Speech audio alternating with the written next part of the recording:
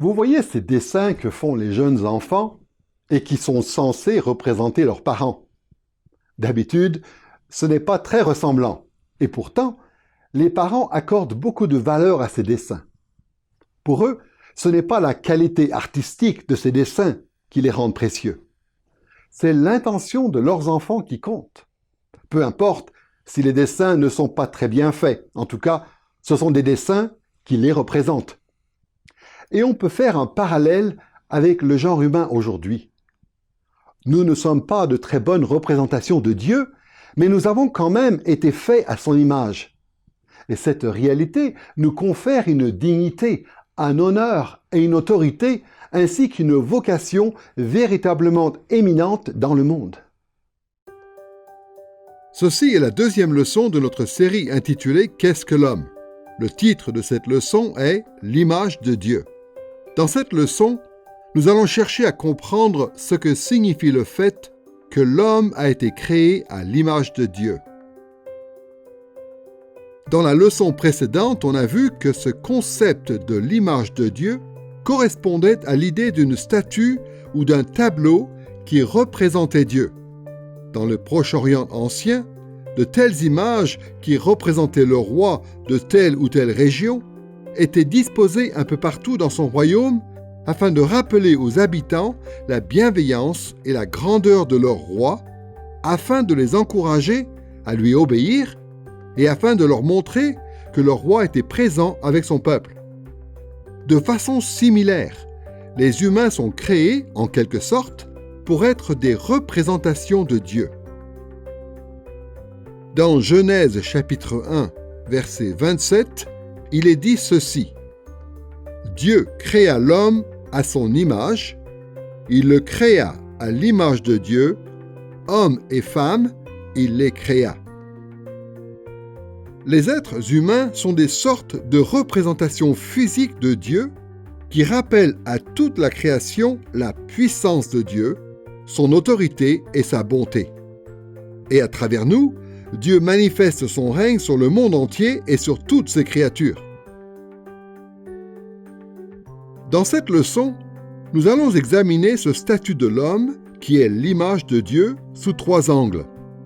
D'abord, nous verrons quelle est la fonction ou le rang que nous occupons en tant qu'image de Dieu. Ensuite, nous examinerons les attributs que nous avons en tant qu'image de Dieu. Enfin, troisièmement, nous chercherons à décrire les relations que nous pouvons avoir en tant qu'image de Dieu. Pour commencer donc, quelle est la fonction que nous occupons? La fonction d'image de Dieu est fondée sur l'autorité que Dieu a déléguée à l'humanité. Dans la leçon précédente, nous avons vu que Dieu avait mandaté les hommes pour qu'ils règnent sur sa création en son nom. Voici ce qu'on peut lire dans Genèse chapitre 1, versets 27 et 28. Dieu créa l'homme à son image. Il le créa à l'image de Dieu, hommes et femmes, il les créa. Dieu les bénit, et Dieu leur dit, « Soyez féconds, multipliez-vous, remplissez la terre et soumettez-la.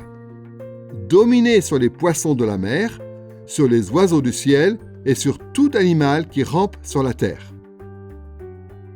Juste après que le texte dit que nous sommes l'image de Dieu, il dit que nous sommes appelés à gouverner la création.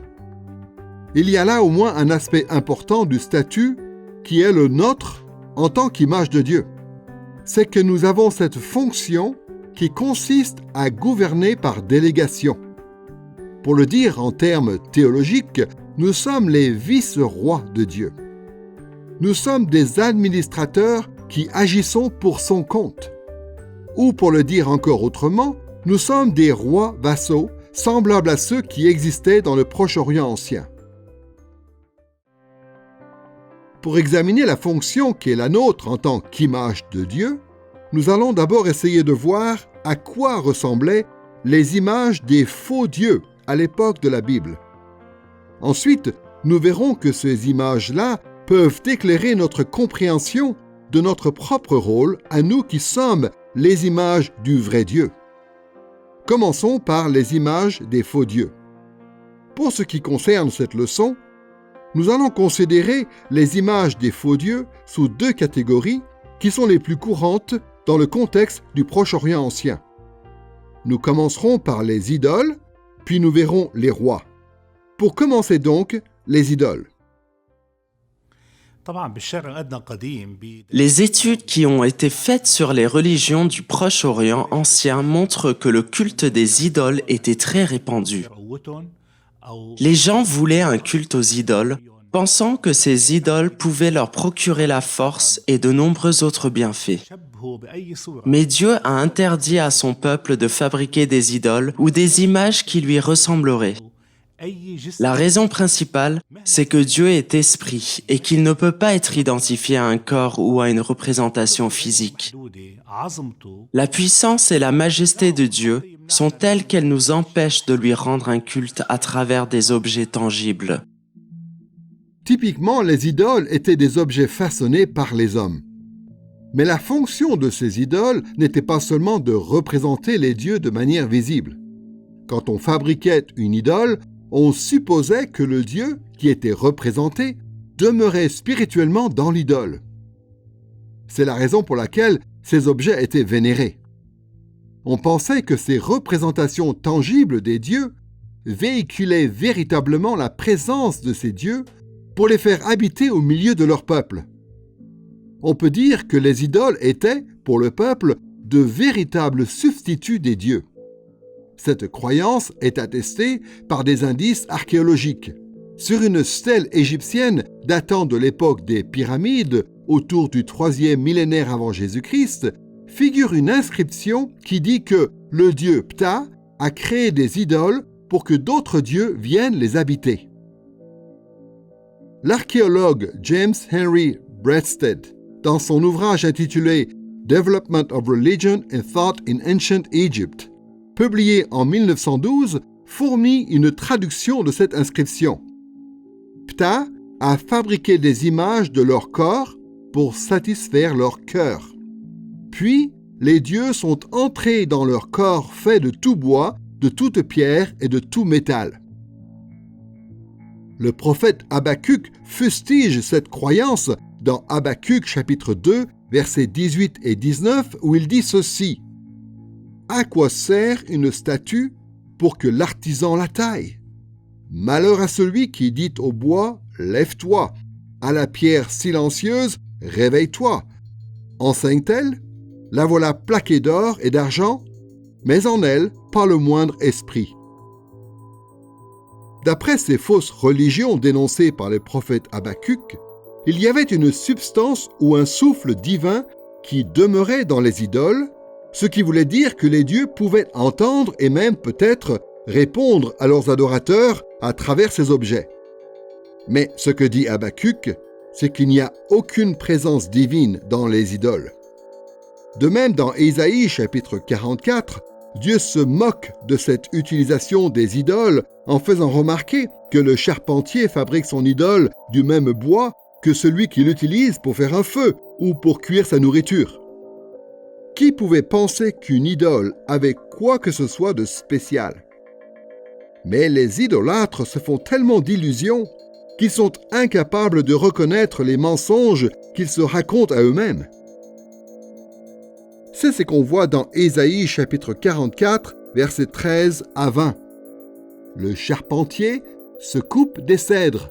Il prend des rouvres et des chênes. Ces arbres servent à l'homme pour brûler, et il en prend et il se chauffe. Il y met aussi le feu pour cuire du pain, et il en fabrique également un dieu. Il se prosterne, il en fait une statue devant laquelle il fait des révérences. Il n'a ni assez de connaissances ni d'intelligence pour dire « Je ferai des révérences devant un morceau de bois ». N'est-ce pas de la fausseté que j'ai en main?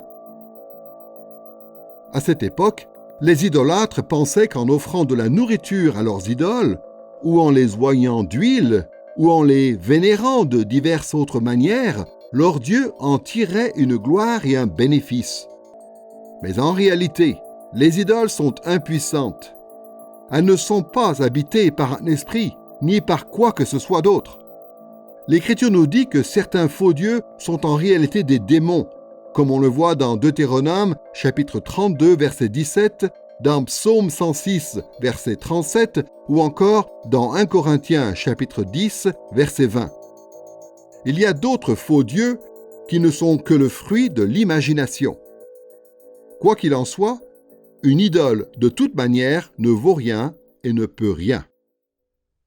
L'Écriture ne nie pas le fait que les idoles représentent des dieux.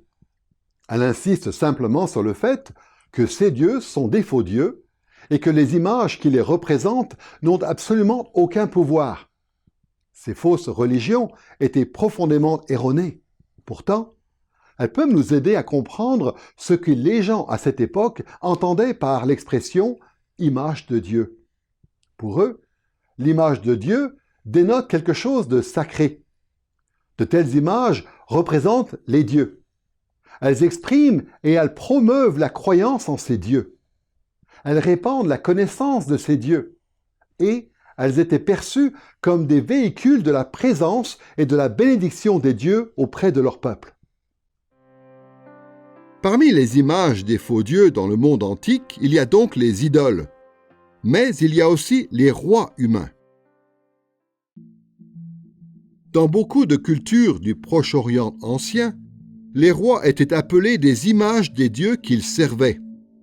La raison, c'est qu'on supposait notamment que les rois avaient un accès privilégié à la présence des dieux, de la même façon qu'on pensait que les dieux étaient spécialement présents dans les idoles. D'autre part, on estimait que les rois reflétaient ou incarnaient la volonté des dieux.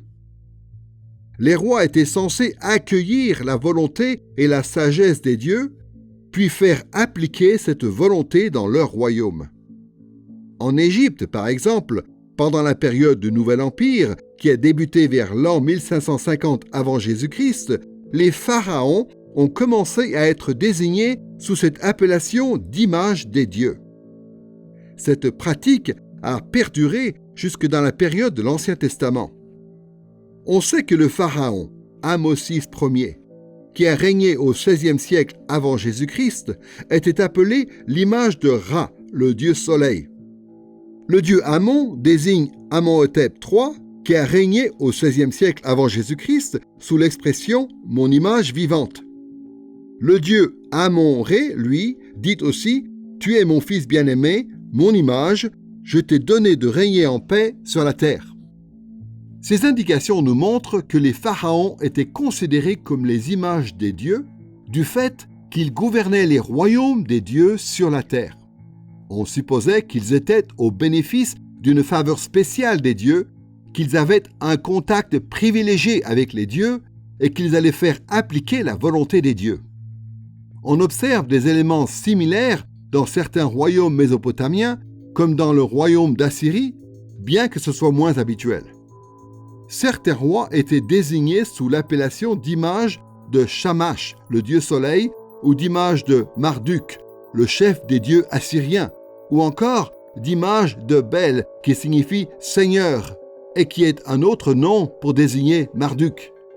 Parfois, on disait d'un roi qu'il était simplement l'image d'un dieu, sans préciser lequel.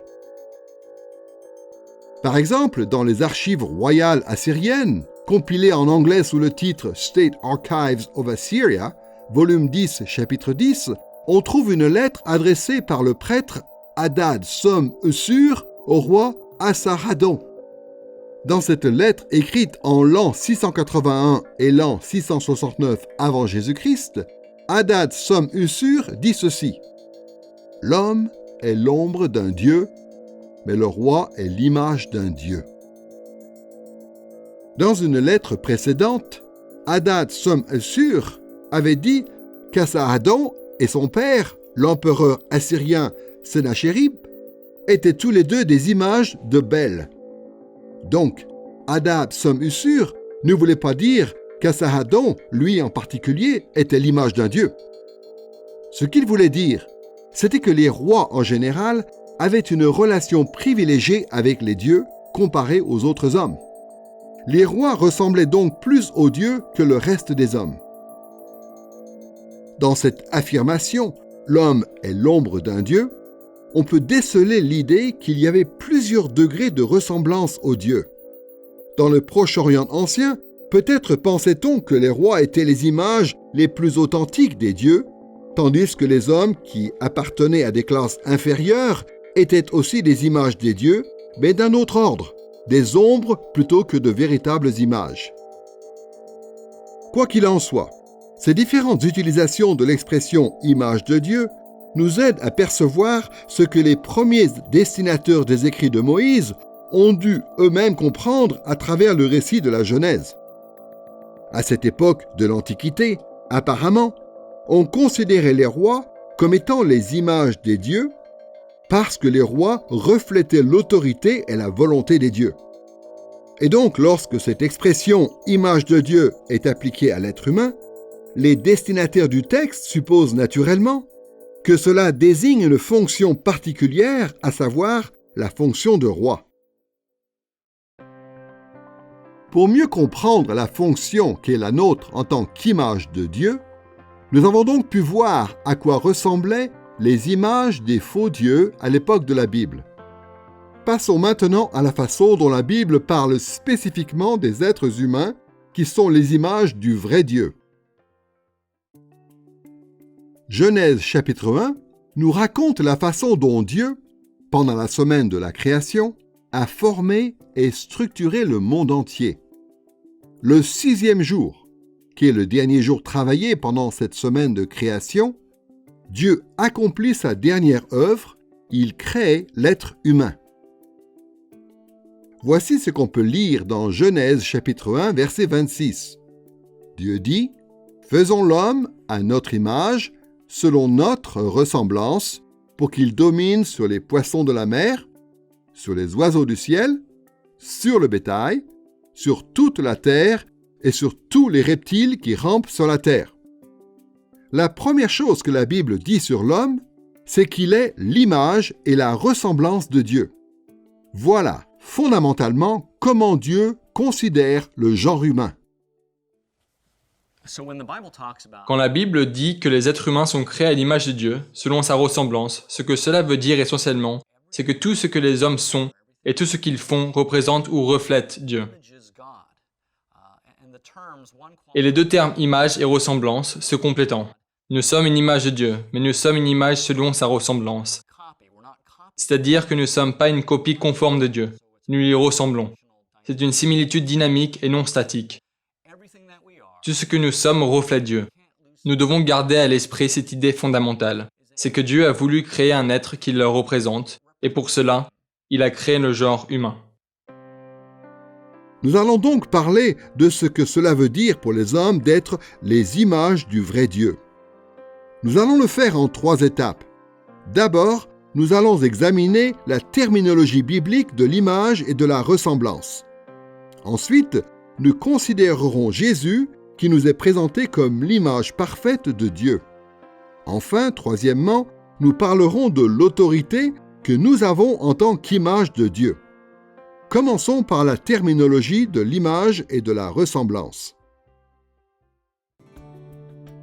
Les deux termes en hébreu, image ou tselem, et ressemblance ou dimuth, n'ont pas exactement la même signification, mais ils se recoupent quand même. Une image peut désigner une idole taillée ou en métal fondu, comme dans Nombres chapitre 33 verset 52, dans 2 Rois chapitre 11 verset 18, ou encore dans Ézéchiel chapitre 7 verset 20 et chapitre 16 verset 17. Le terme peut aussi désigner une reproduction de quelque chose, comme les souris en or qui ont été présentées avec l'arche de l'Alliance quand l'arche a été rendue aux Israélites dans 1 Samuel chapitre 6 versets 5 et 11. Le terme peut aussi désigner un reflet ou une ombre, comme dans Psaume 39 verset 7 ou dans Psaume 73 verset 20. Contrairement au terme image, celui de ressemblance ne désigne jamais une idole, mais il peut faire référence à une statue, comme c'est le cas pour les bœufs en bronze dans 2 Chroniques chapitre 4 verset 3. Le terme est aussi employé pour désigner le descriptif ou le plan d'un autel dans 2 Rois chapitre 16 verset 10. Et dans toute la littérature prophétique de l'Ancien Testament, ce même terme est employé pour décrire l'apparence ou le son de quelque chose en le comparant à quelque chose d'autre.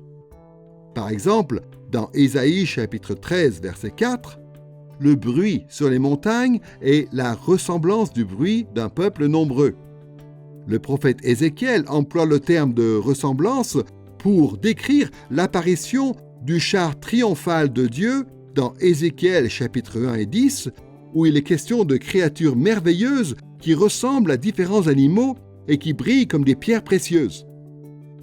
Et dans Daniel chapitre 10, verset 16, il est aussi question d'un messager céleste qui a la forme ou la ressemblance d'un homme. Ces deux termes, image et ressemblance, n'ont donc pas exactement la même signification, mais ils se recoupent parce qu'ils désignent tous les deux un modèle ou une représentation d'une réalité supérieure. Ainsi, les hommes sont l'image et la ressemblance de Dieu, car ils reflètent la puissance, l'autorité et la bonté de Dieu. Il ne fait aucun doute que notre puissance, notre autorité et notre bonté sont infimes comparées à celles de Dieu. Mais elles reflètent quand même ces attributs de Dieu.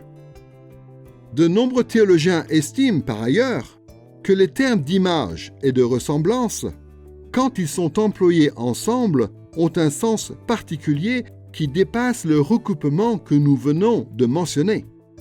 Ils disent que d'un côté, le mot image souligne notre similitude avec Dieu, tandis que le mot ressemblance souligne la distinction qu'il faut maintenir entre Dieu et les hommes, de façon à ce que nous ne supposions pas que nous sommes en tout point comme Dieu. À part Genèse chapitre 1 verset 26, il y a un seul autre verset dans l'Ancien Testament qui utilise ensemble les deux termes image et ressemblance. Il s'agit de Genèse chapitre 5 verset 3. Dans ce passage, il est dit que Seth est à l'image et à la ressemblance de son père Adam. Dire que quelqu'un qui est l'image et à la ressemblance de son père terrestre est autrement moins significatif que dire de quelqu'un qu'il est à l'image et à la ressemblance de Dieu. Adam et Seth étaient tous les deux des êtres humains, mais seul Dieu est Dieu. C'est aussi ce que dit l'apôtre Paul dans Romains chapitre 3 verset 30. Il y a un seul Dieu. Cela est affirmé aussi dans 1 Corinthiens chapitre 8 verset 6 et dans Jacques chapitre 2 verset 19. L'Écriture est très claire sur le fait que nous ne sommes pas des petits dieux et que nous ne deviendrons jamais des dieux. Même lorsque les nouveaux cieux et la nouvelle terre seront inaugurés et que nous serons nous-mêmes glorifiés, nous serons encore et toujours de simples créatures et Dieu sera toujours infiniment plus grand que nous. Tout cela étant dit, la similitude entre Adam et Seth nous montre quand même que nous sommes plus que de simples reflets des caractéristiques de Dieu. Quand on pense au fait que les humains ont été créés à l'image de Dieu, il faut bien se dire que nous sommes comme Dieu par certains aspects, et que par d'autres aspects, nous ne sommes pas comme lui. Rappelons-nous surtout que si nous sommes l'image de Dieu, cela ne veut pas dire que nous sommes des petits dieux. Autrement dit, nous sommes capables d'agir comme lui à certains égards. Par exemple, nous sommes capables de créer. Nous ne pouvons pas créer ex nihilo à partir de rien. Mais à chaque fois qu'un être humain fait preuve de créativité, c'est l'image de Dieu qui se manifeste. Nous sommes aussi des êtres moraux. Le fait que nous sommes capables de faire des choix et de choisir parmi plusieurs options la meilleure et de choisir le bien plutôt que le mal. Bref, le fait que nous sommes dotés de cette capacité morale est aussi l'expression de cette image de Dieu. Et surtout, le fait que nous sommes capables de penser les pensées de Dieu et de contempler le divin, voilà encore quelque chose qui montre que nous lui ressemblons. Il y a toute une série de doctrines que le théologien relie à cette terminologie biblique de l'image et de la ressemblance. Certains théologiens soulignent l'autorité que nous avons sur la création de Dieu. D'autres théologiens s'attachent aux œuvres que nous faisons. D'autres encore mettent en avant le fait que nous avons en commun avec Dieu certains attributs qui nous distinguent des animaux. Et tout cela est vrai.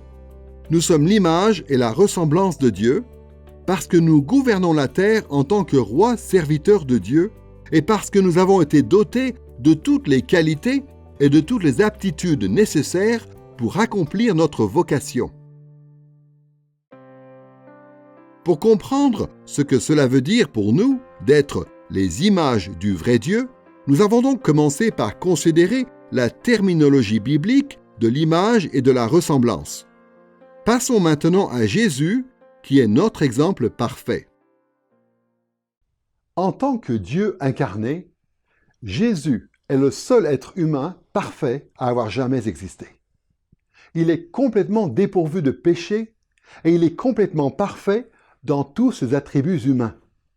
De plus, puisqu'il est le Messie, ou le Christ, il est aussi le roi humain que Dieu a établi sur son royaume. Et bien sûr, la présence spéciale de Dieu repose en lui plus qu'en aucun autre être humain, étant donné qu'il est lui-même Dieu. Donc, si nous voulons savoir ce que c'est que l'image de Dieu, nous avons intérêt à regarder Jésus, qui est l'exemple parfait de ce qu'est censé être cette image. Dans 2 Corinthiens chapitre 4, versets 4 et 5, l'apôtre Paul dit ceci: « Les incrédules ne voient pas briller l'éclat que projette l'évangile de la gloire de Christ, qui est l'image de Dieu. Nous ne nous prêchons pas nous-mêmes, c'est Jésus-Christ le Seigneur que nous prêchons, et nous nous déclarons vos serviteurs à cause de Jésus. » Dans ce passage, Paul fait référence à Jésus comme étant l'image de Dieu, de façon à le distinguer de tous les autres êtres humains. Paul associe d'une part l'image de Dieu à la gloire de Jésus, une gloire divine, lui-même étant Dieu. Et d'autre part, il souligne la fonction humaine ou le rang de Jésus en tant que Seigneur ou Roi. Jésus étant l'image parfaite de Dieu, il présente une gloire divine qu'aucune créature ne pourrait jamais avoir. Dans Colossiens chapitre 2, verset 9, l'apôtre Paul dit que Dieu habite pleinement en Christ sans se priver d'aucun aspect de sa divinité, de sorte qu'en Christ, tous les attributs de Dieu sont présents. Par conséquent, lorsque Jésus manifeste sa gloire, qui est souvent perçue comme une lumière éblouissante, il est une représentation visible de notre Dieu trinitaire. Mais la révélation de sa gloire va encore plus loin. La gloire de Dieu inclut des notions telles que sa valeur intrinsèque, sa réputation et la louange qu'il reçoit. Et toutes ces choses s'appliquent aussi à Christ qui est Dieu. Dans Hébreux chapitre 1, verset 3, il est dit ceci: « Ce Fils est le rayonnement de la gloire de Dieu, est l'expression de son être. » Et Jésus lui-même dit ceci dans Jean chapitre 14, verset 9, « Celui qui m'a vu a vu le Père. » L'apôtre Paul rapproche aussi le fait que Jésus est l'image idéale de Dieu du fait qu'il est Seigneur. Ce titre, Seigneur, se réfère au fait que Jésus est le roi qui exerce parfaitement son règne de la part de Dieu sur la création. En tant que vice-roi de Dieu ou roi vassaux, tous les hommes ont été appelés à cette tâche, d'après Genèse chapitre 1, versets 26 à 28. Mais celui qui est le roi de l'humanité rachetée et qui a toujours parfaitement observé la loi de Dieu, Jésus, lui, remplit cette fonction parfaitement. Dans Colossiens chapitre 1, versets 13 à 18, l'apôtre Paul décrit la gloire et la royauté de Jésus, qui est l'image de Dieu. Il dit ceci: « Le Père nous a transportés dans le royaume de son Fils bien-aimé. Il est l'image du Dieu invisible, le premier-né de toute la création, car en lui, tout a été créé dans les cieux et sur la terre, ce qui est visible et ce qui est invisible, trône, souveraineté, principauté, pouvoir. Tout a été créé par lui et pour lui. Il est la tête du corps de l'Église. Il est le commencement, le premier-né d'entre les morts, afin d'être en tout le premier. Jésus est l'image de Dieu, car il a la suprématie dans tous les domaines. Il est le roi de son propre royaume. Il est le premier-né de toute la création, c'est-à-dire qu'il est l'aîné, celui qui doit hériter de la création. Il est le créateur de toute autre autorité, ce qui veut dire que son autorité à lui est supérieure à celle des autres. Il est la tête, c'est-à-dire le chef de l'Église, et il a l'honneur d'être le tout premier homme ressuscité et glorifié. Tous ces éléments contribuent à nous montrer en quoi Jésus est la représentation parfaite de la puissance et de la gloire de Dieu. Ces éléments nous montrent aussi en quoi Jésus est l'exemple parfait de la royauté et de l'autorité de Dieu, des caractéristiques qui s'expriment aussi dans la vie d'un être humain. Jésus est l'image parfaite de Dieu. Jésus est le second Adam, comme on le voit dans 1 Corinthiens, chapitre 15, verset 45. Il est le dernier Adam, qui est la puissance même de Dieu. Cette puissance extraordinaire de Dieu s'est manifestée en Jésus, l'homme parfait, parce qu'il était un être humain qui n'avait jamais commis le moindre péché. Il était un être humain qui n'était pas né dans le péché. Dans Matthieu chapitre 1, versets 19 et 20, on peut voir que l'Esprit de Jésus ne vient pas de Joseph ou de Marie ou de la lignée d'Adam, mais qu'il vient du Saint-Esprit. La vie de Jésus a été une vie parfaite en raison de ce qu'il y avait en lui. Il était foncièrement, intérieurement saint, alors même qu'il était constitué de chair et d'os. Et Jésus a été l'image parfaite de Dieu, parce qu'il n'a jamais succombé au péché. Et pourtant, il a connu les faiblesses des humains. Hébreux chapitre 4, verset 15. Mais il n'a jamais commis le péché. Il n'a jamais péché, ni en pensée, ni en parole, ni en acte.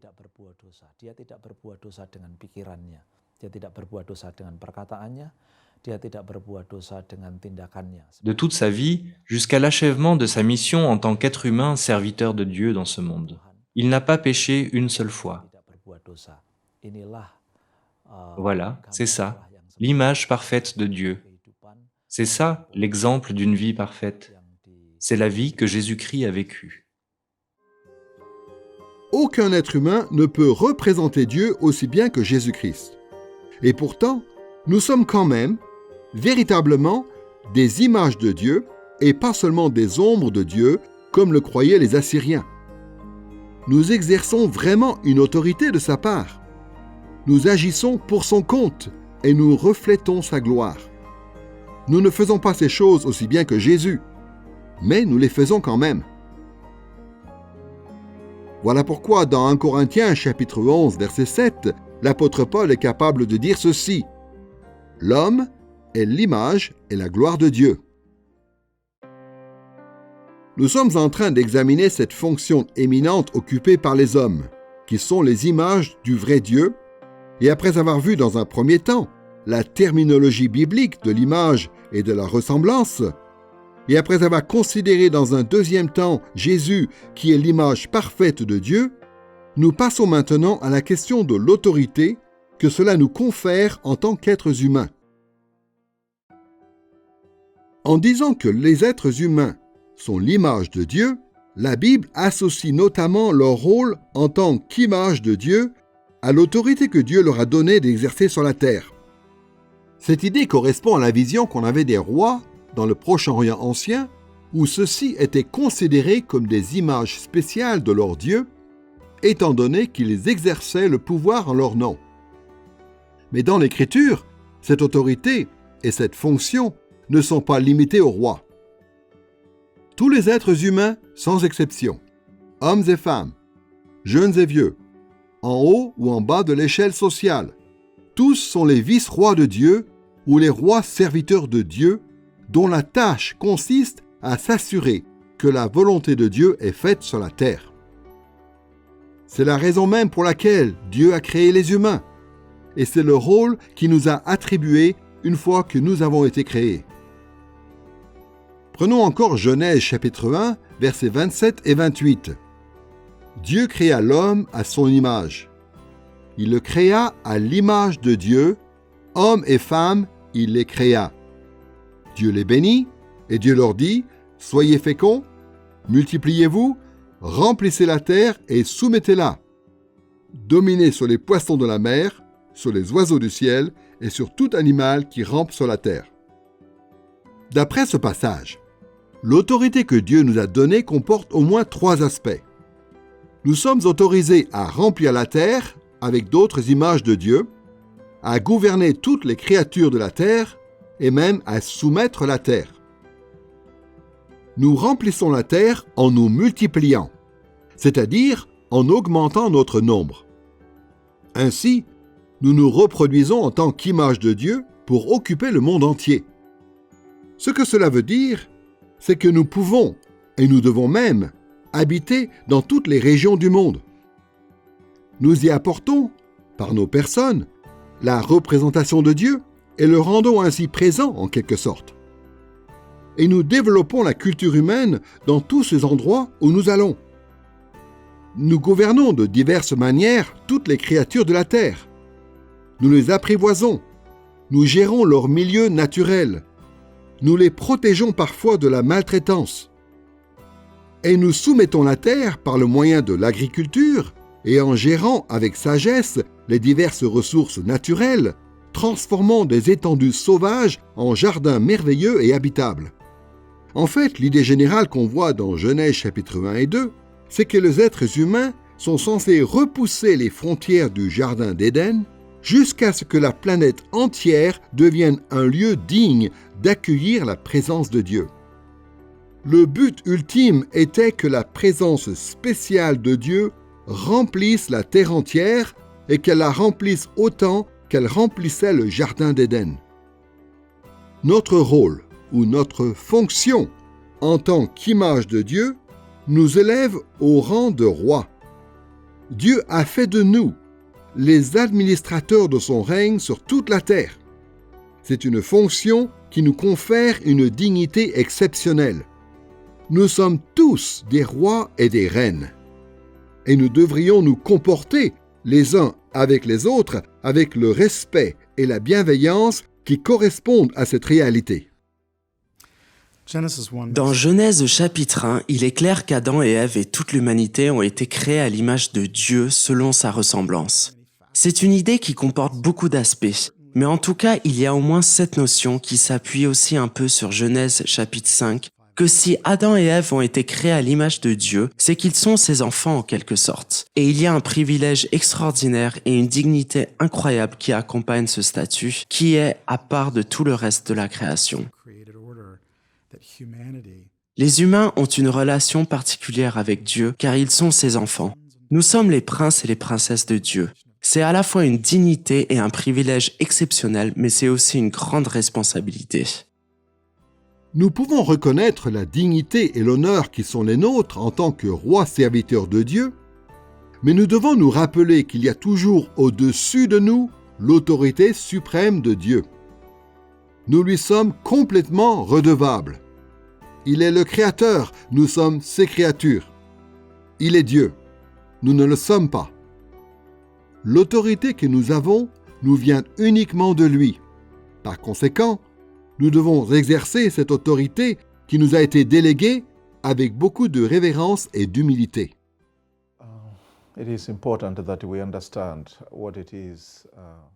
Il est important de savoir ce que cela veut dire d'être créé à l'image de Dieu. Ce que cela veut dire, c'est que nous avons été créés de manière à lui ressembler, avec un certain pouvoir et avec un rôle qui consiste à représenter Dieu. Nous sommes des agents responsables et nous sommes des êtres relationnels, d'abord en relation avec Dieu, mais aussi en relation avec notre prochain. Nous sommes appelés à nous soumettre au règne de Dieu, ce qui veut dire que nous devons vivre selon les desseins de Dieu. Malheureusement, Nous avons péché contre Dieu, et ce qu'il nous faut maintenant, c'est que cette relation qui a été brisée soit réparée.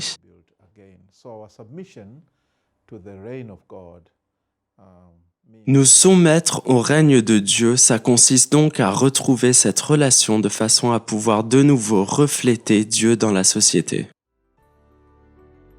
Notre règne sur la terre demeure toujours subordonné à la volonté de notre grand roi et de notre grand Dieu.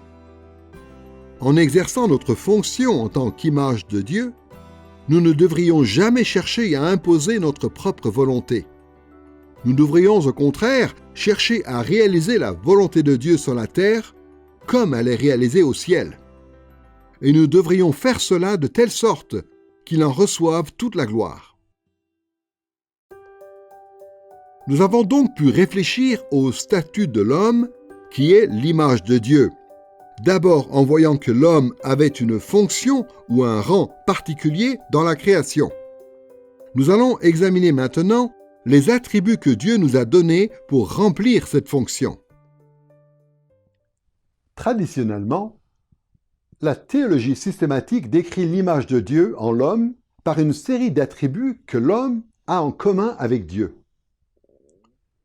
Nous avons déjà vu la similitude qu'il y avait entre notre fonction ou notre rang dans la création et certaines prérogatives de Dieu. Il est l'empereur suprême et nous sommes les rois serviteurs qu'il a mandatés pour que nous régnions de sa part sur la création. Mais nous avons aussi beaucoup d'attributs qui ressemblent aux attributs de Dieu. Par exemple, nous sommes capables de penser, de réfléchir et de planifier des choses. Nous pouvons émettre des jugements moraux et nous avons chacun un esprit immortel. Alors certes, les attributs de Dieu sont infiniment plus grands et plus parfaits que les nôtres. Mais il n'en demeure pas moins qu'en tant qu'image de Dieu, nous lui ressemblons de par ses différentes caractéristiques. Nous allons examiner les attributs que nous avons en commun avec Dieu en nous concentrant sur 3 éléments principaux. D'abord, nous allons voir que l'homme est un être moral. Ensuite, nous verrons qu'il est un être rationnel. Et enfin, nous verrons qu'il est un être spirituel. Commençons par le fait que l'homme est un être moral. L'adjectif moral désigne notre capacité de faire la distinction entre ce qui est bon ou bien d'un côté et ce qui est mauvais ou mal de l'autre. Dans l'Écriture, ce qui est bon et ce qui est bien, c'est tout ce que Dieu approuve et bénit en termes d'idées, de comportements et d'émotions. Inversement, ce qui est mauvais et ce qui est mal, ce sont les idées, les comportements et les émotions que Dieu interdit et punit. Et puisque nous avons été créés à l'image de Dieu, il nous a été donné de comprendre cette distinction. Il est vrai que notre sens moral a été abîmé par la chute de l'humanité dans le péché. Mais notre sens moral n'a pas été complètement détruit. Non seulement cela, mais si nous sommes croyants, notre sens moral est en train d'être restauré. Prenons les attributs moraux d'Adam et Ève dans le jardin d'Éden. Quand Dieu les a placés dans le jardin, ils ont compris qu'ils devaient le cultiver et en prendre soin, comme Dieu le leur avait dit dans Genèse chapitre 2, verset 15. Et ils comprenaient que ces instructions étaient bonnes moralement. Mais ils ont aussi compris qu'ils ne devaient pas manger de l'arbre de la connaissance du bien et du mal, parce que Dieu le leur avait interdit dans Genèse chapitre 2, verset 17. Parfois, les chrétiens s'imaginent, à tort, qu'Adam et Ève ne savaient pas reconnaître le bien et le mal tant qu'ils n'avaient pas mangé de cet arbre. Mais c'est faux. D'ailleurs, dans Genèse chapitre 3, versets 2 et 3, on voit bien que la femme est déjà capable de dire au serpent ce qui lui est permis de faire, ce qui lui est interdit de faire. Certes, Adam et Ève ont gagné une certaine connaissance en mangeant le fruit défendu. Mais la Bible ne décrit pas cette connaissance en termes de sens moral. Dans Genèse chapitre 3, verset 7, il est dit ceci. « Les yeux de tous deux s'ouvrirent, ils prirent conscience du fait qu'ils étaient nus. Le mot nu dans ce verset ne désigne pas seulement la nudité physique, mais aussi la honte et la vulnérabilité. C'est le même mot que l'on retrouve dans Ésaïe chapitre 47, verset 3, où Dieu dit ceci: « Ta nudité sera découverte, on verra ton déshonneur. Je tirerai vengeance, je ne frapperai pas avec humanité. » En mangeant le fruit défendu, la connaissance d'Adam et Ève a augmenté en ce qu'ils ont pris conscience de leur faiblesse qui a été révélée en plein jour. Tant qu'ils reposaient en la faveur de Dieu, tant qu'ils demeuraient ainsi dans l'obéissance et la sécurité, rien ne pouvait leur nuire ou les mettre en danger.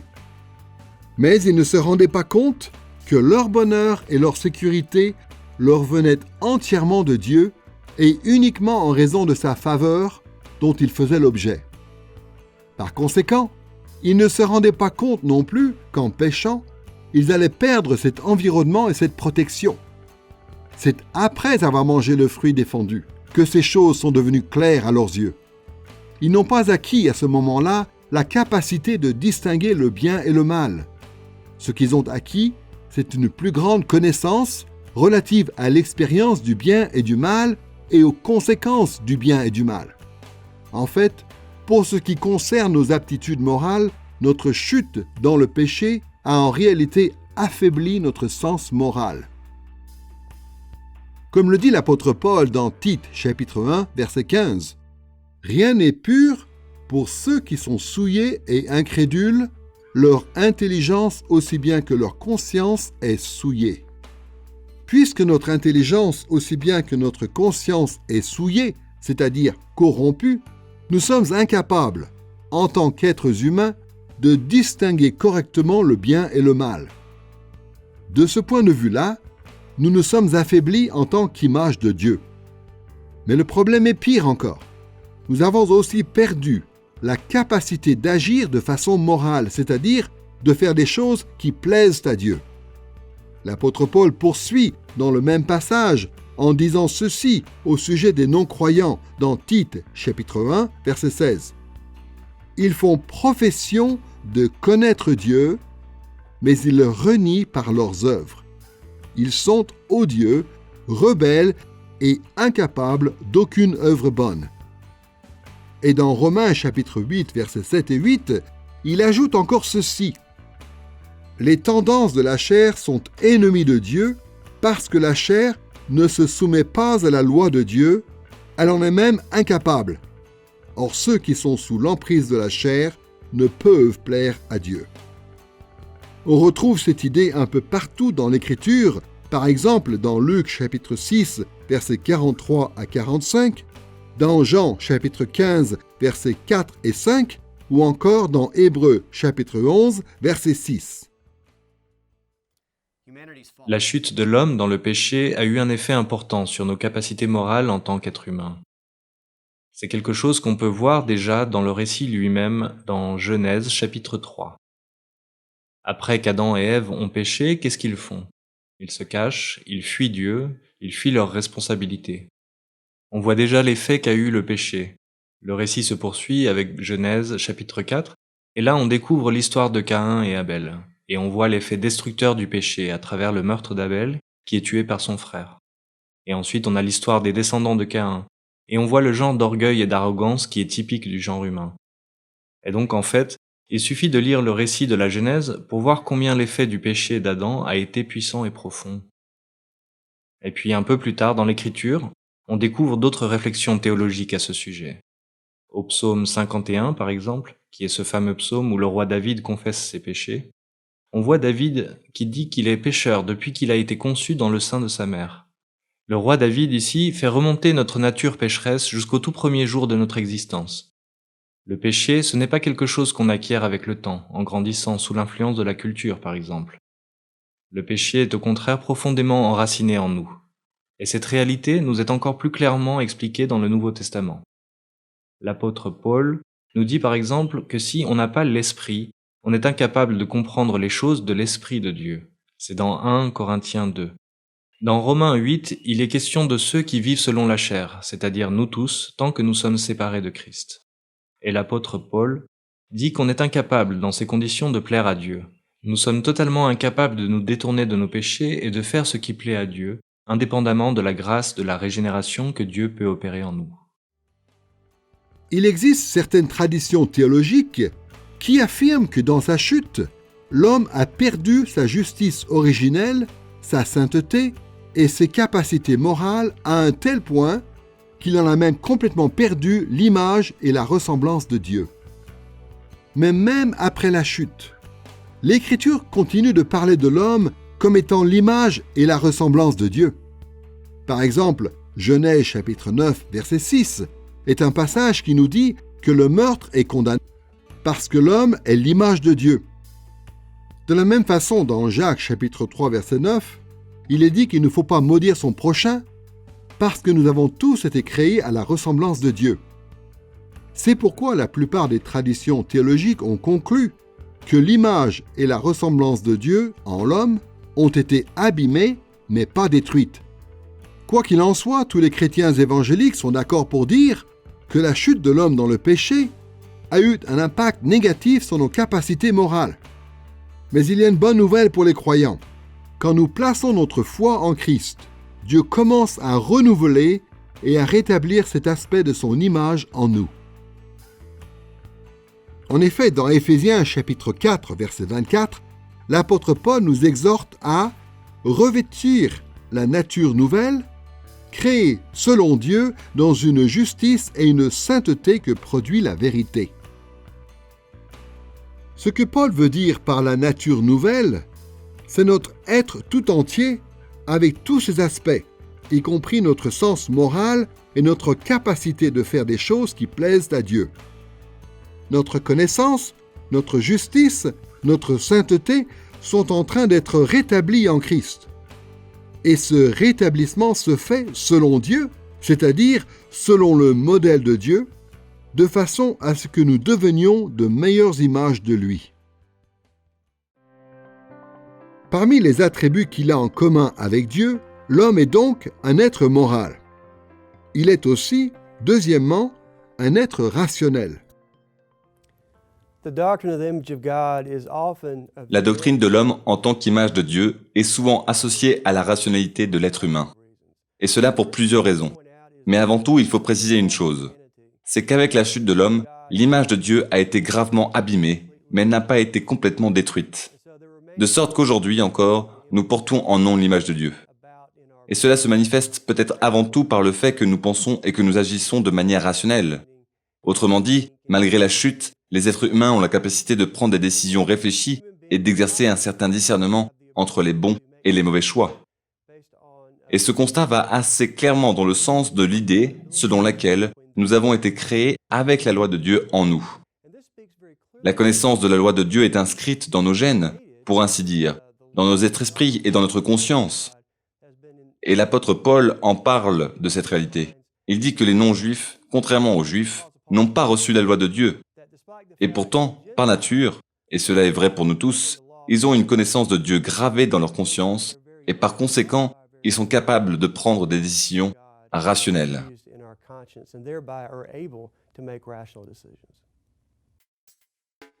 Très tôt dans l'histoire de l'Église, les chrétiens ont compris que l'image de Dieu en l'homme désignait notamment la capacité de l'homme d'avoir des pensées rationnelles et de gérer des émotions complexes. L'importance des facultés rationnelles de l'homme apparaît par exemple dans Genèse chapitre 2, versets 19 et 20. Dans ce passage, Adam fait usage de son autorité en tant qu'image de Dieu pour donner aux animaux des noms appropriés et pour évaluer leur aptitude à être une aide et un vis-à-vis pour l'homme, dans la réalisation de sa tâche qui consiste à remplir la terre et à la soumettre. Une partie de nos facultés rationnelles s'est perdue lorsque nous sommes tombés dans le péché. Beaucoup de passages de la Bible en parlent, lorsqu'il est question de l'homme qui se comporte de manière irrationnelle ou insensée, comme dans Ecclésiaste chapitre 9, verset 3, ou dans Jérémie chapitre 17, verset 9. Dans d'autres passages, il est question de l'homme qui perd la capacité même de comprendre les choses que Dieu lui montre et lui dit.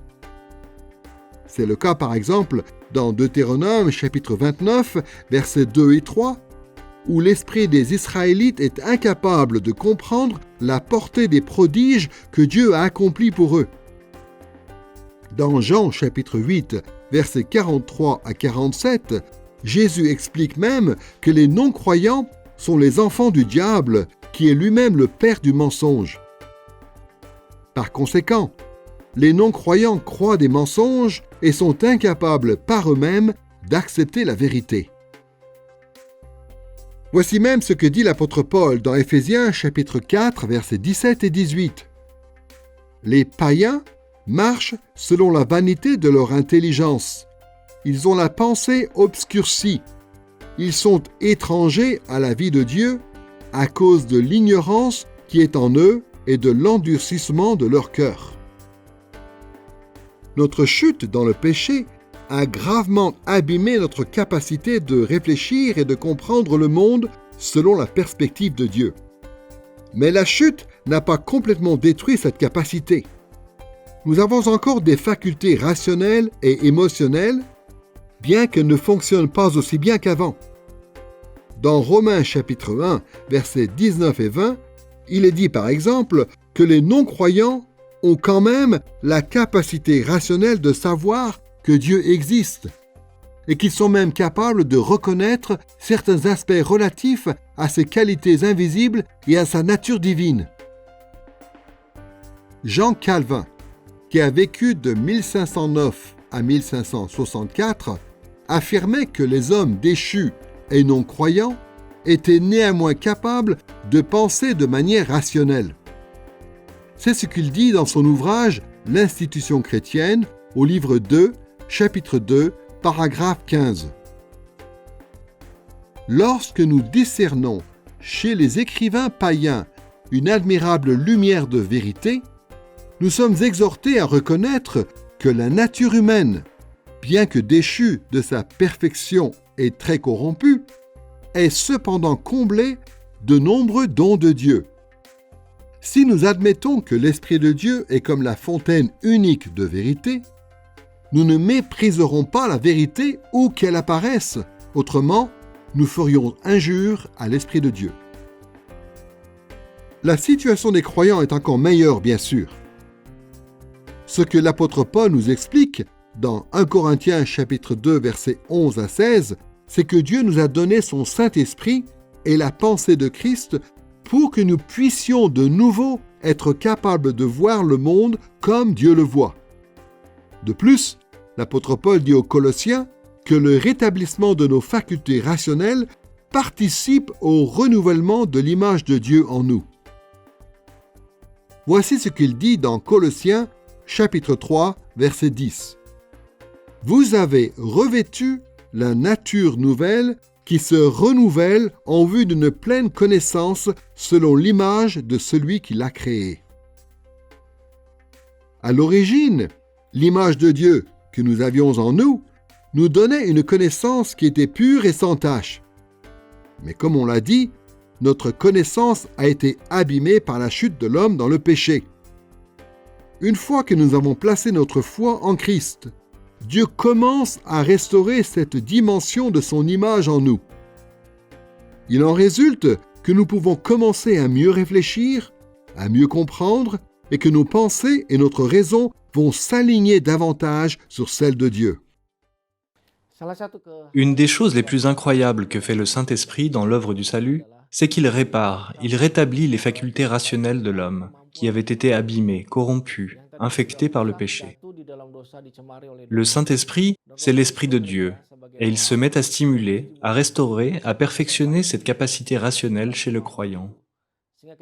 Du coup, quand la grâce de Dieu s'introduit dans la vie d'une personne, à travers la proclamation de la croix et de l'évangile de Christ, cette personne est rendue capable de répondre à ce message et de prendre la décision de recevoir Jésus dans sa vie comme Seigneur et Sauveur. Et après cela, le Saint-Esprit va continuer d'œuvrer dans la vie de cette personne pour lui donner de la connaissance, pour l'aider à penser, à réfléchir, à appréhender le monde, à examiner toutes choses et à marcher selon la volonté de Dieu, conformément à la vérité. Nous sommes toujours en train de considérer les attributs que nous avons en commun avec Dieu. Et après avoir vu que l'homme était un être moral, puis un être rationnel, nous allons voir maintenant qu'il est aussi un être spirituel. Puisque Dieu n'a pas de corps physique, on dit souvent en théologie que Dieu est esprit. Évidemment, cela ne veut pas dire que Dieu est soumis à certaines limites comme le sont les créatures spirituelles. Ce que cela veut dire, c'est que Dieu existe au-dessus ou au-delà du monde naturel. Il existe dans le monde surnaturel qui n'est pas un monde physique. C'est ce que veut dire le petit catéchisme de Westminster à travers sa question numéro 4, « Qu'est-ce que Dieu ?» Et la réponse commence par l'affirmation suivante, « Dieu est esprit ». Cette réponse s'appuie sur plusieurs passages de la Bible, comme par exemple Jean chapitre 4, verset 24, où il est dit ceci très simplement, « Dieu est esprit ». Le fait que Dieu est esprit apparaît aussi dans les passages de l'Ancien Testament qui parlent de l'Esprit de Dieu. Par exemple, dans Genèse chapitre 1, verset 2, il est question de l'Esprit de Dieu qui plane au-dessus des eaux lors de la création du monde. Exode chapitre 31, verset 3, parle de l'Esprit de Dieu qui habilite Betsalel, l'artisan, pour le rendre capable de fabriquer le tabernacle et ses ustensiles. Dans ce type de passage de l'Ancien Testament, l'expression « l'Esprit de Dieu » désigne Dieu lui-même qui est esprit. Comme on l'a vu dans la leçon précédente, les êtres humains ont aussi une dimension spirituelle. Dieu nous a créés avec un corps physique et avec une âme immatérielle ou un esprit immatériel.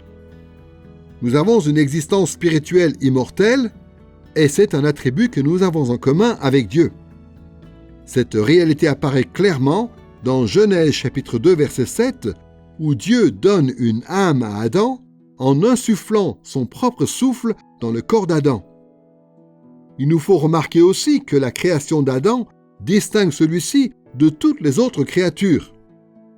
Dans des passages comme Genèse chapitre 1 verset 30 et chapitre 7 verset 15, les mots en hébreu, qui sont traduits par âme et par esprit, sont employés pour désigner la vie des animaux.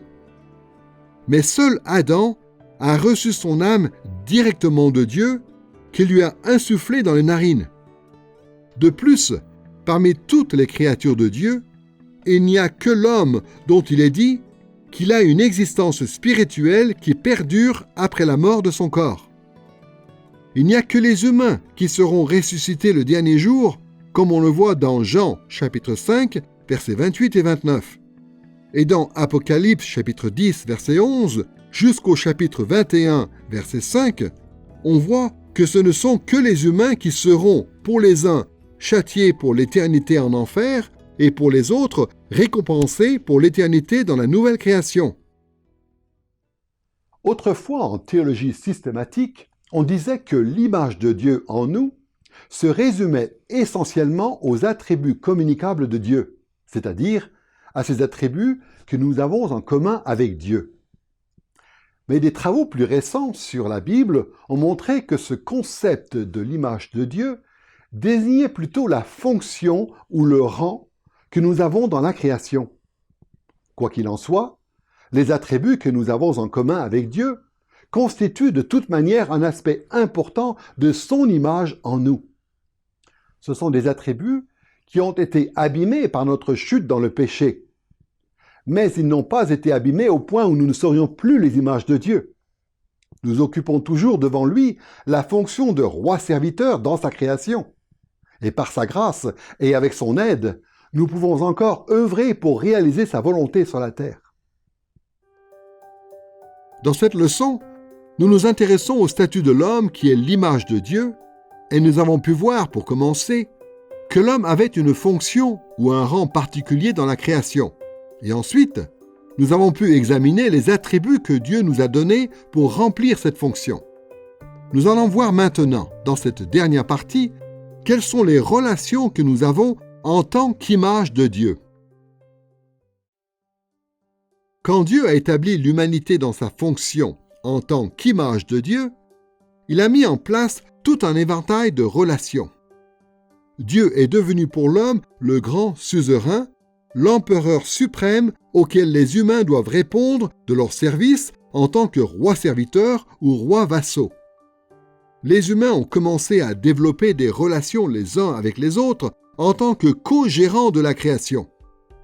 Et le reste de la création est devenu subordonné au règne des hommes. Nous allons considérer les relations que nous avons en tant qu'image de Dieu en 3 étapes. D'abord, nous parlerons de notre relation avec Dieu.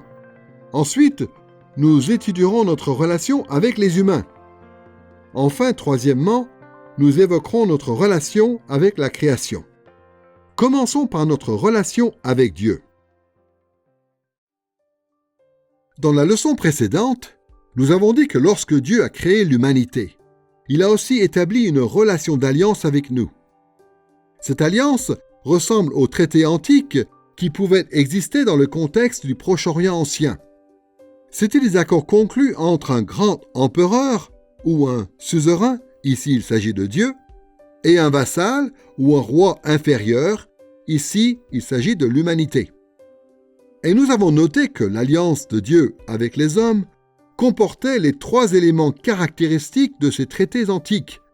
D'abord, le rappel de la bienveillance du suzerain envers son vassal, ensuite la mention de la loyauté requise de la part du vassal envers le suzerain, et enfin une description des conséquences qu'entraînerait la fidélité ou l'infidélité du vassal.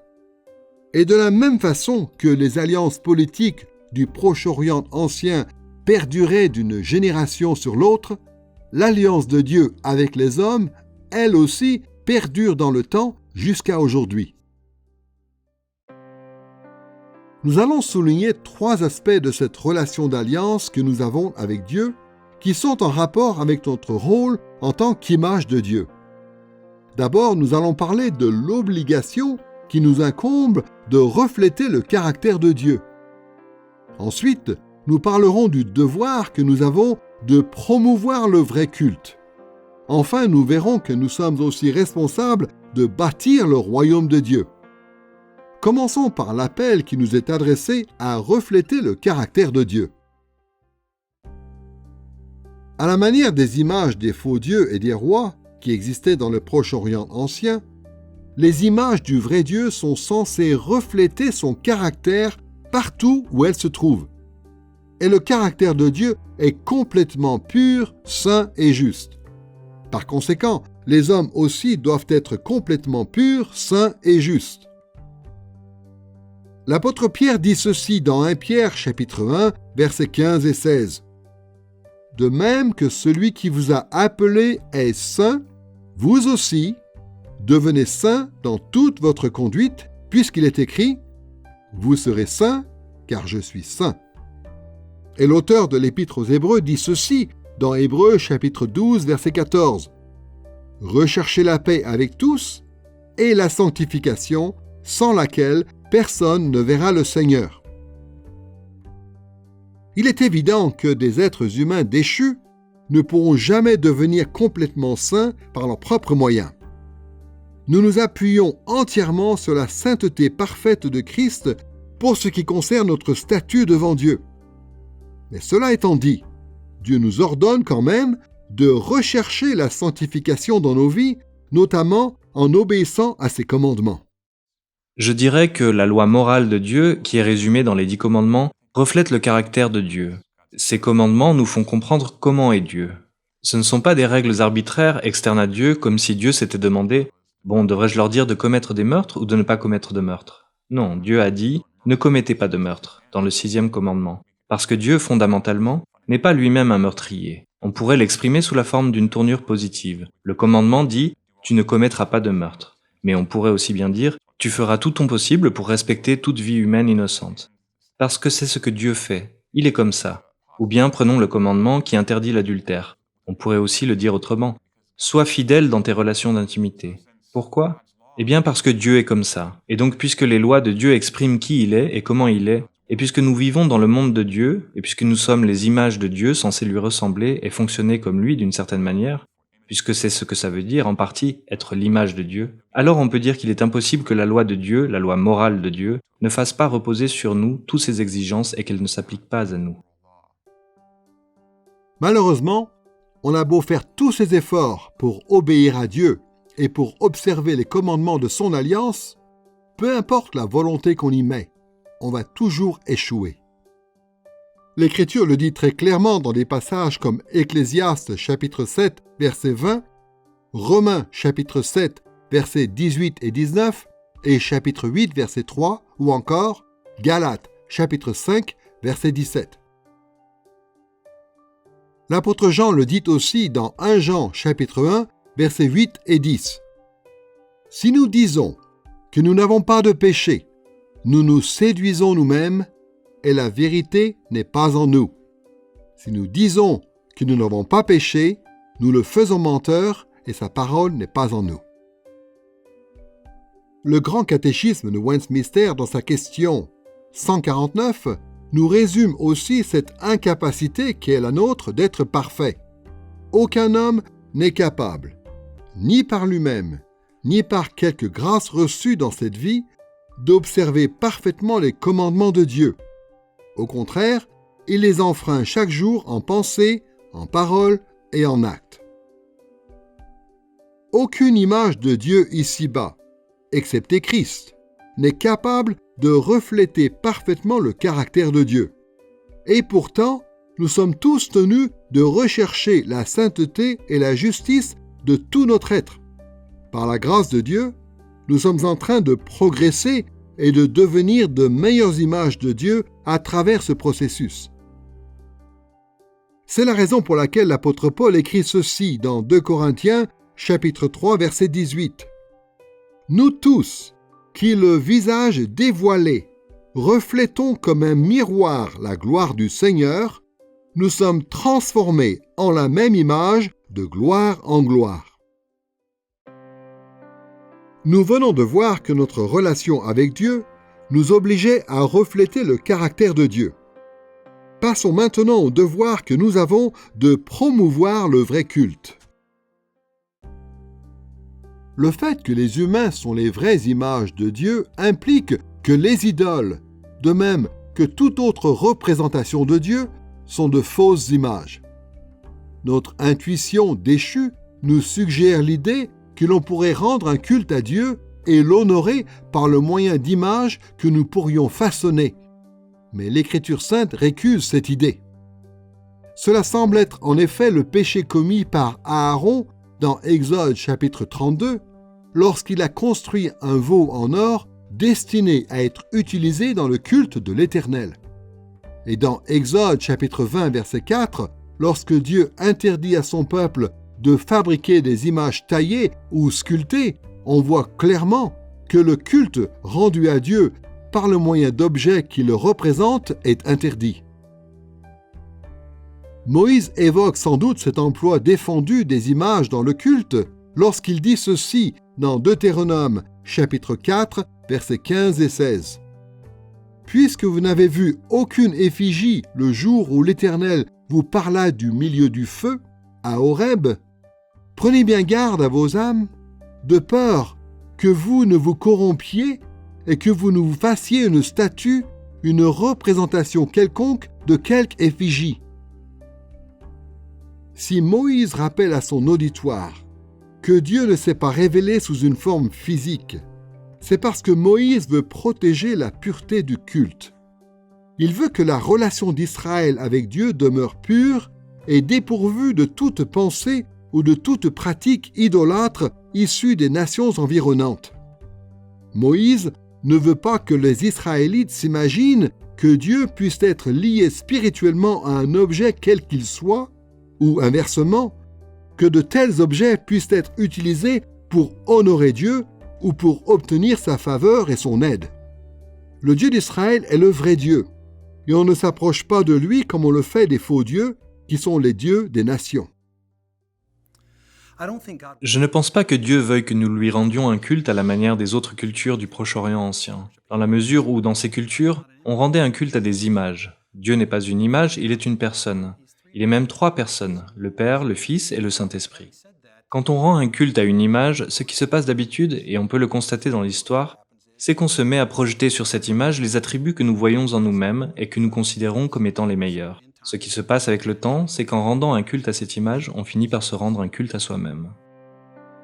Notre relation avec Dieu, du fait que nous sommes son image et que nous sommes dans une relation d'alliance avec lui, nous oblige donc à refléter son caractère et à promouvoir le vrai culte. Nous allons voir maintenant que cette relation nous oblige aussi à bâtir le royaume de Dieu. Quand Dieu dit aux hommes de remplir la terre, dans Genèse chapitre 1, verset 28, ce qu'il voulait, c'était qu'il y ait des images de lui-même partout dans le monde. Comme on l'a dit, les rois de l'Antiquité avaient pour habitude de placer des images qui les représentaient un peu partout dans leur royaume, pour rappeler à leur sujet la bienveillance et la grandeur du roi, pour les inciter à lui obéir et pour leur montrer que leur roi était présent avec eux. Et de façon similaire, quand les humains se multiplient et se disséminent sur la terre, ils montrent que Dieu est présent et qu'il règne partout où sont les hommes. C'est un effet qui n'est pas seulement symbolique. Puisque nous sommes aussi les vice-rois ou les rois serviteurs de Dieu, nous exerçons ce règne de la part de Dieu partout où nous allons. À chaque endroit où nous soumettons la terre, comme Dieu l'a ordonné dans Genèse chapitre 1, verset 28, nous sommes en train de remplir cette fonction qui nous a été confiée. Alors bien sûr, il faut préciser que le royaume de Dieu n'est pas le seul royaume à être présent sur la terre. L'opposition principale à Dieu vient du royaume de Satan. Tous les êtres humains déchus sont nés dans ce royaume ennemi de Dieu. Et tant que nous n'avons pas foi en Christ, nous continuons de lutter contre le royaume de Dieu de bien des manières différentes. Et nous le faisons consciemment ou inconsciemment. Comme le dit l'apôtre Paul dans Éphésiens chapitre 2, versets 1 et 2, « Pour vous, vous étiez morts par vos fautes et par vos péchés, dans lesquels vous marchiez autrefois, selon le cours de ce monde, selon le prince de la puissance de l'air, cet esprit qui agit maintenant dans les fils de la rébellion. » Il n'empêche que tous les êtres humains sont appelés à bâtir le royaume de Dieu, et ceux qui bâtissent le royaume de son ennemi à la place se rendent coupables de haute trahison. Nous avons pu évoquer les relations que nous avons en tant qu'image de Dieu, d'abord en termes de notre relation avec Dieu. Passons maintenant à notre relation avec les humains. Le fait que nous avons été créés à l'image de Dieu entraîne des conséquences importantes par rapport à la relation que nous avons avec les autres humains. Pour ce qui concerne cette leçon, nous allons nous limiter à deux aspects principaux. D'abord, nous allons parler de la dignité qui devrait caractériser la façon dont nous traitons les autres. Et ensuite, nous verrons que nous sommes aussi tenus de défendre la justice. Commençons par la question de la dignité humaine. Imaginez de jeunes parents qui viennent d'avoir un enfant et qui prennent en photo leur petit bébé. Ils envoient la photo aux membres de leur famille. Certains d'entre eux tombent sous le charme de ce petit enfant et mettent sa photo sur le mur chez eux. D'autres glissent la photo dans leur portefeuille ou dans leur sac à main pour pouvoir la montrer à leurs amis. D'autres encore mettent la photo à l'abri dans un album pour qu'elle ne s'abîme pas. Mais voilà qu'il y a d'autres membres de la famille qui, en voyant la photo, se moquent de l'enfant qui y est représenté. Ils le défigurent en dessinant dessus ou ils jettent la photo à la poubelle. Vous pouvez imaginer à quel point les parents seraient offensés par l'attitude de ces gens qui font preuve d'un tel manque de respect envers leur bébé représenté dans la photo. Et on peut faire un parallèle avec l'image de Dieu en l'homme. Tous les êtres humains ont de la valeur aux yeux de Dieu parce que tous les êtres humains portent son image. Et cela veut dire que tous les êtres humains méritent d'être traités avec respect et dignité. Dans Genèse chapitre 1, versets 27 et 28, et au chapitre 5, versets 1 à 3, la Bible enseigne que tous les humains portent l'image de Dieu. telle est la réalité, indépendamment de notre sexe, de notre âge, de notre origine ethnique, du montant de nos possessions, de notre statut social, de notre santé, de nos capacités, de notre apparence physique ou de quoi que ce soit qui nous distingue des autres. Il est vrai que les attributs des uns et des autres reflètent Dieu à des degrés différents. Mais la réalité de l'image de Dieu est suffisante en chaque être humain pour que chaque être humain mérite d'être traité avec respect et dignité. Nous sommes tous des représentations de Dieu d'une façon ou d'une autre. Et donc, en maltraitant une représentation de Dieu, c'est Dieu lui-même qu'on insulte. D'après Genèse chapitre 1, une des choses qui constitue fondamentalement notre identité en tant qu'être humain, c'est le fait que Dieu nous a créés à son image. On peut donc dire, d'une certaine manière, que tous les êtres humains sont censés refléter Dieu et le représenter dans le monde. Cette réalité a des implications très importantes sur le plan éthique par rapport à la façon dont nous devons traiter les autres humains que nous rencontrons. S'il est vrai que tous les êtres humains représentent Dieu, alors la façon dont nous les traitons reflète en quelque sorte notre propre relation avec Dieu. Dans la mesure où nous respectons notre prochain, nous respectons aussi Dieu, son Créateur. Dans la mesure où nous déshonorons notre prochain, où nous abusons de lui, où nous lui faisons du mal, nous déshonorons aussi Dieu. Ainsi, par exemple, dans Genèse 9:6, on voit que la peine ultime, la peine capitale, est requise contre le péché de meurtre. Et la raison qui est donnée, c'est que les hommes ont été créés à l'image de Dieu. La victime d'un meurtre, c'est quelqu'un qui porte l'image de Dieu. Et en lui faisant violence, c'est à Dieu lui-même qu'on fait violence. Dans Jacques 3, verset 9, il nous est dit de ne pas maudire notre prochain. Ce n'est pas une violence physique ici, mais une violence verbale. Dans la raison qui est donnée, c'est aussi que les hommes ont été créés à l'image de Dieu. Ce n'est pas tout à fait le même langage dans le Proverbe chapitre 14, verset 31. Il est dit ceci. « Qui opprime l'indigent déshonore celui qui l'a fait, mais qui a pitié du pauvre lui rend grâce. » Dans ce passage, le problème est celui de l'exploitation économique. Et donc, que l'on parle d'une violence physique, verbale ou économique, le principe est clair. Il y a un lien indissociable entre la façon dont nous traitons les gens qui portent l'image de Dieu et notre attitude et notre comportement vis-à-vis de Dieu lui-même. Et ce qu'il faut souligner dans tous ces passages, c'est que la terminologie qui est employée pour désigner les hommes est une terminologie très générale. Ces passages ne concernent pas seulement les gens qui font partie du peuple de Dieu, il s'agit des humains au sens large, peu importe la race d'une personne, son sexe, son statut dans la société, peu importe si cette personne a une pratique religieuse ou non, peu importe si elle mène une vie morale ou immorale. Si c'est une vie humaine, elle porte l'image de Dieu et à ce titre, elle mérite d'être traitée avec respect et dignité. Et la façon dont nous allons la traiter a quelque chose à dire sur notre attitude vis-à-vis de Dieu lui-même. Nous devons reconnaître la dignité de tout être humain. Mais il est important aussi que nous défendions la justice. La Bible nous dit clairement que nous devons défendre la justice en faveur de tous ceux qui sont l'image de Dieu. C'est sur la base de cette réalité, d'après laquelle tous les humains sont l'image de Dieu, que le meurtre est interdit, dans Genèse chapitre 9, verset 6. Et c'est pour la même raison que Jacques chapitre 3, verset 9, nous interdit de maudire notre prochain. On voit aussi qu'il est important de défendre la justice quand on considère le royaume de Dieu. Quand Dieu a mandaté les hommes pour qu'ils bâtissent son royaume, il leur a ordonné d'observer sa loi et de l'appliquer avec justice et équité.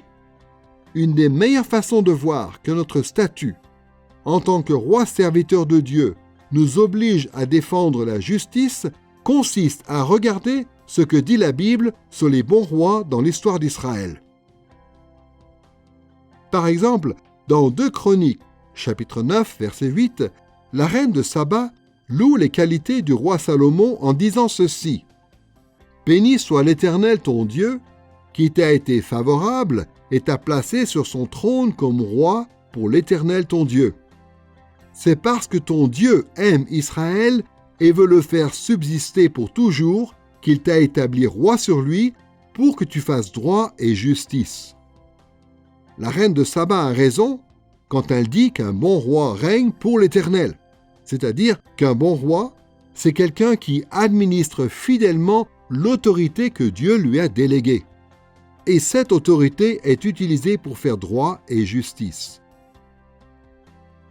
Puisque tous les êtres humains ont un rôle semblable à celui de Salomon, dans la mesure où nous sommes des rois serviteurs de Dieu, nous avons aussi cette responsabilité qui est de défendre la justice parmi les humains. Ce langage relatif à la justice se trouve aussi chez le prophète Ésaïe lorsqu'il décrit le Messie qui doit venir, le Christ, le roi parfait qui doit régner sur tout le royaume terrestre de Dieu. Et nous savons qu'il s'agit là de Jésus.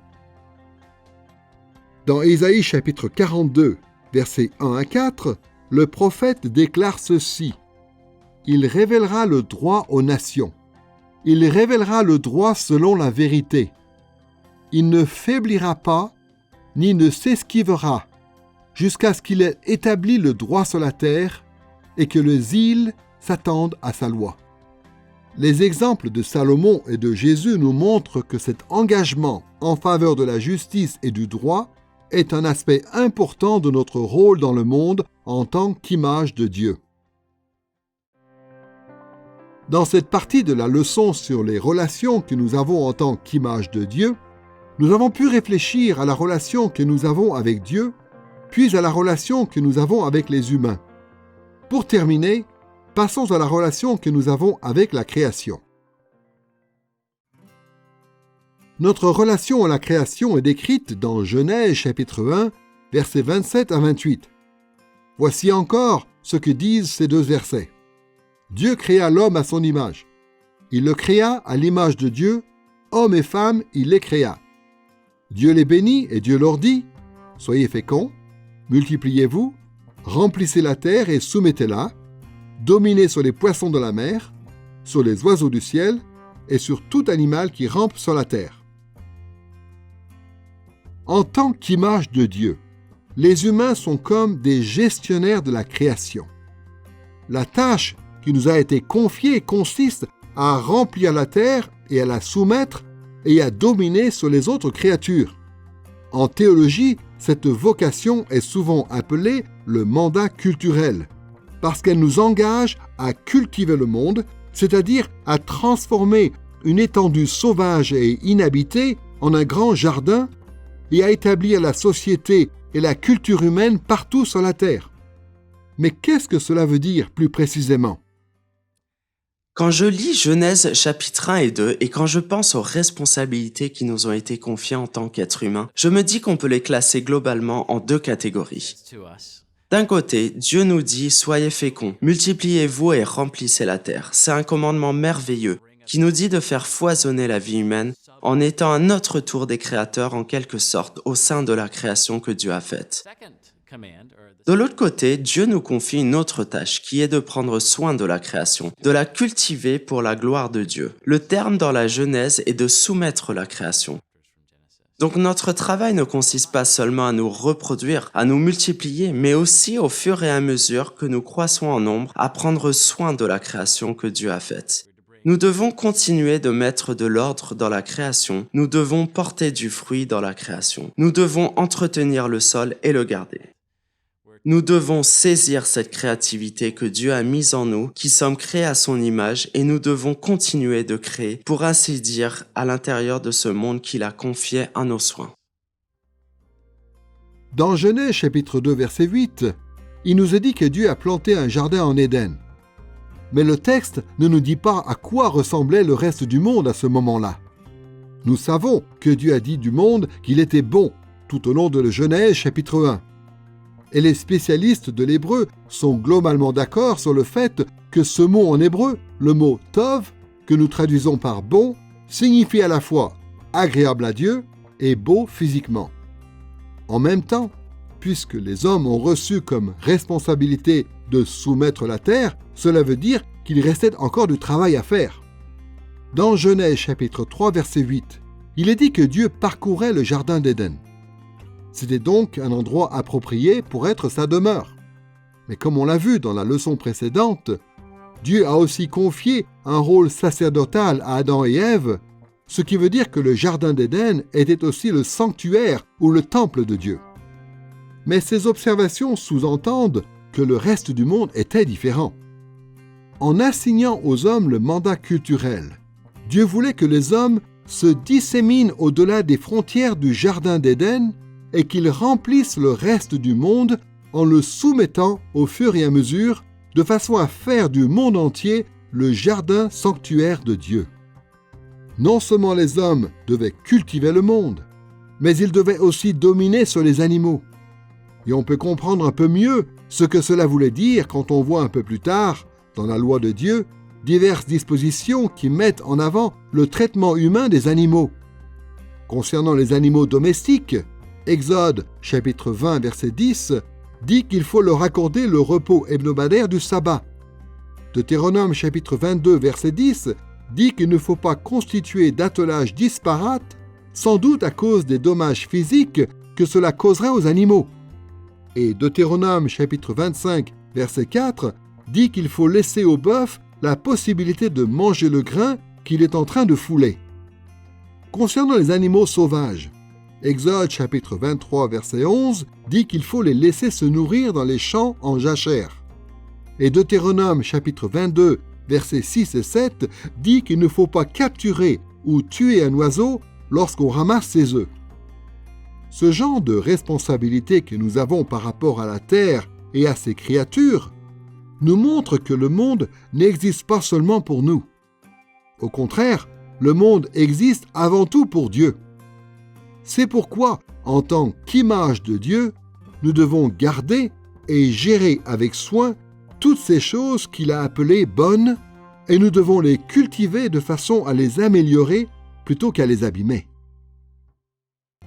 Le fait que nous sommes les images de Dieu a des répercussions importantes sur la façon dont nous sommes censés vivre nos relations avec Dieu, avec les autres humains et avec le monde qui nous entoure. Puisque nous sommes les représentants de Dieu sur la terre, nos pensées, nos actes et nos émotions se répercutent sur lui. Et Dieu nous tient pour responsables de la façon dont nous allons assumer notre statut dans le monde. Il veut que nous le fassions de manière à accomplir ses projets, de manière bénéfique pour sa création et pour ses créatures, et d'une manière qui le glorifie. Dans cette leçon, nous avons cherché à comprendre ce que cela voulait dire pour l'homme d'être l'image de Dieu. Nous avons vu quelle était la fonction particulière ou le rang que nous avions, et pour cela, nous avons fait une comparaison entre les images des faux dieux et les images du vrai Dieu. Nous avons aussi relevé les attributs que nous avions en tant qu'image de Dieu sur le plan moral, sur le plan rationnel et sur le plan spirituel. Et puis nous avons évoqué les relations que nous avions avec Dieu, avec les autres humains et avec le reste de la création. De nos jours, beaucoup de courants philosophiques sont complètement centrés sur l'homme. On nous dit que si on se base sur Dieu comme étant l'autorité ultime dans la vie, cela fait des hommes des esclaves. Alors que si on se concentre sur l'homme indépendamment de Dieu, cela favorise la dignité de l'homme et l'estime de soi. Mais en réalité, c'est prendre les choses complètement à l'envers. Si l'homme est l'image de Dieu sur la terre, alors il a bien plus de dignité et d'importance dans ce monde qu'il ne pourrait jamais en avoir simplement par lui-même. Dieu a mis son image en nous. Il a fait de nous des rois.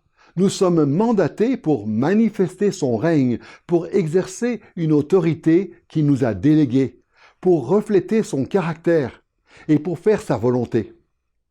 Qu'est-ce qui pourrait nous donner plus de valeur et plus d'importance que cela?